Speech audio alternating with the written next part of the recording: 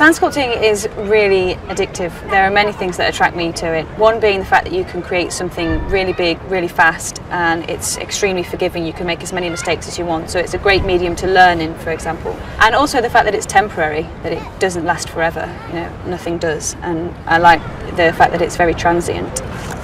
I started sand sculpting about 6 years ago. I was in Australia travelling with my boyfriend, and a sand sculpture exhibition was opening on my birthday. I was really amazed, really intrigued as to how these things were done. So I volunteered to help out for a couple of days in hope of learning something, picking up a few tricks, and they offered me a job.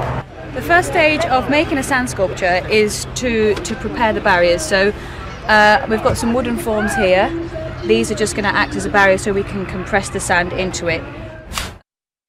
And with this particular sand, you can use a lot of water because it drains really nicely. It's often questioned whether it is a real art form, but I think it is. You know, it's so versatile, you can do so much with it. It is kind of held back by the fact that sandcastles are so famous, and they're often called sandcastles. Like I say, all sand is different. This sand needs a lot of water. With the smaller ones, we can just use our feet to, just the weight of our body to compact the sand down.